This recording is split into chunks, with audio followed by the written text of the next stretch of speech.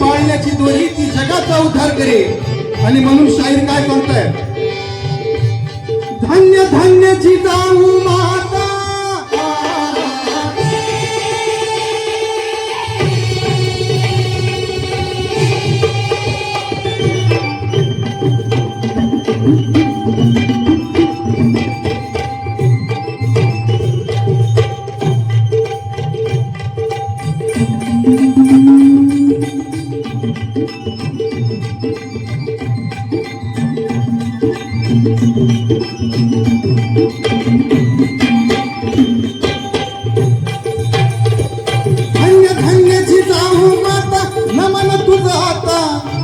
राष्ट्रदेवता राष्ट्रदेवता वंदुनी गातो तुझ्या चरणात वंदुनी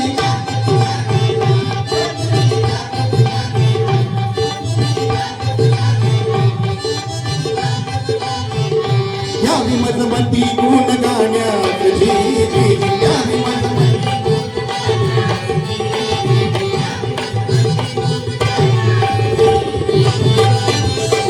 मंडळी. माझा आवाज सगळ्यांपर्यंत व्यवस्थित पोहोचतोय का? अगदी क्लिअर. तुमच्या आवडीची सुद्धा गाणी होणार आहे. ठूस ठूस जे काही आपण नक्की घेऊया, ठीक आहे. पण आज आपल्याला छत्रपती शिवाजी महाराजांची, त्यामुळं हा इतिहास सुद्धा जाणून घेणं महत्वाचं आहे. धुरंधर तुम्ही बघितलेला आहे, ते तुम्हाला जामण्याची गरज नाहीये. एवढं मोठं आज विद्यापीठ आहे, मोजून 50 ते 60 70 प्रेक्षक आज या ठिकाणी आहेत. मला वाटते आपण मेन बिल्डिंगच्या समोर बरेच वर्ष झाली शिवजयंती घेतो, तिथं 1000च्या जवळपास संख्या असते. पण आज या ठिकाणी संख्या भरपूर असायला पाहिजे. काल व्याख्यानाला तर मला वाटते 60-70 मुलं या ठिकाणी उपस्थित होते. थोडासा आपण महापुरुषांच्या विचाराकडे सुद्धा यायला पाहिजे सर. बिलकुल. आजकाल बॉर्डर आला की पहिल्या दिवशी ते तिकीट फुल शो चालू आहे. पण छत्रपती शिवाजी महाराजांचं व्याख्यान असो किंवा पोवाड्याचे कार्यक्रम असो, पहिल्या दिवशी 50 आणि 60 प्रेक्षक या ठिकाणी पाहायला मिळतात. आपण कोणत्या दिशेने जातो याकडे सुद्धा आपण थोडंसं भान ठेवायला पाहिजे. आणि म्हणून शाहीर काय म्हणतात मंडळी, 1598 सालात लखोजी जाधव यांच्या घरामध्ये एका तेजस्वी कन्येनं जन्म घेतला आणि त्या कन्येचं नाव होतं राष्ट्रमाता राजमाता जिजाऊ. त्या माऊलीचं नाव होतं राष्ट्रमाता राजमाता जिजाऊ. आणि म्हणून शाहीर काय सांगतायत बघा, 1598 सालात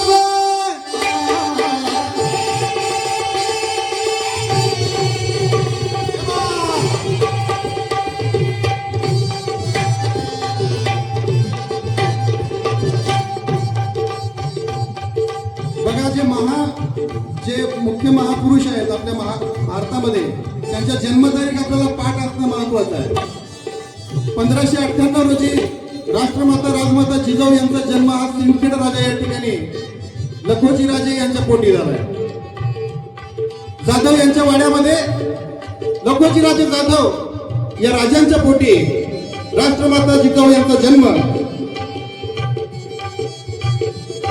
1598 सालात जानेवारी 12 तारखेस जिजाऊ माता जन्म आली. जिजाऊ माता जन्म आली. सिंदखेड राज्यामध्ये रमली आनंदाने नगरी दुमदुमली.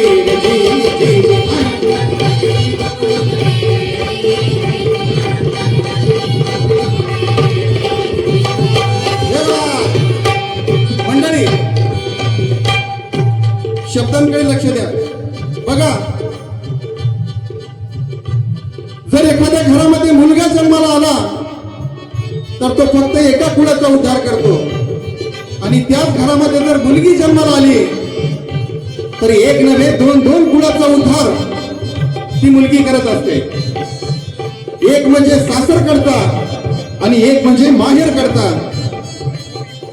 तर त्याचप्रमाणे राष्ट्रमाता राजमाता जिजाऊंनी सुद्धा दोन घराण्याचा उद्धार केला होता. ते एक म्हणजे जाधव घराणं आणि एक म्हणजे वेरूळचं भोसले घराणं.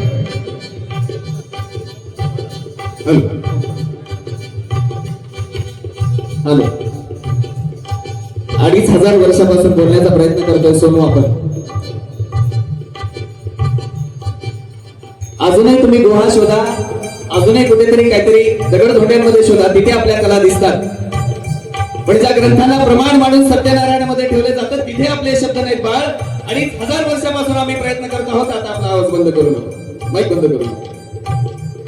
सर आता असं म्हणाले की महिला 2 घरचा उद्धार करते, तर महिलेवर जबाबदारी किती मोठी आहे लक्षात ठेवा. आम्ही आमच्या बापाचं नाव, आमच्या माईचं नाव मोठं करण्यासाठी प्रयत्न करतो, पण तुम्ही तुमच्या बापाचं नाव राखण्यासाठी प्रयत्न करता आणि सासरचं नाव मोठं करण्यासाठी प्रयत्न करता. ही दुहेरी जबाबदारी तुमच्यावर आहे. म्हणून स्त्री कायम स्पेशल आहे, लक्षात ठेवा, ती विशेष आहे. मासाहेबांचा जन्म सुद्धा असाच झाला आणि तिसा मासाला त्या वाढू लागल्या आणि त्या वाढल्यानंतर 2 घरचा उद्धार असं सर म्हणाले. एका बाजूला राजघराणं असलेलं जाधव आणि दुसऱ्या बाजूला राजघराणं दुसरं असलेलं भोसले घराणं. अत्यंत जबाबदार दोन्ही घराणी. त्या दोन्ही घराण्यामध्ये खऱ्या अर्थानं जबाबदारी होती, घरामध्ये जहागिऱ्या होत्या. आणि लक्षात ठेवा, तमाम स्त्रियांची माफी मागून एक पुरुष म्हणून मी सांगतो, इतिहासामध्ये जवळजवळ 90% वेळा 95% वेळा तुमचा वापर, तुमचा विवाह हा राजकीय कारणांसाठी झालेला आहे. तुमच्या मताचा विचार केला गेला नाही.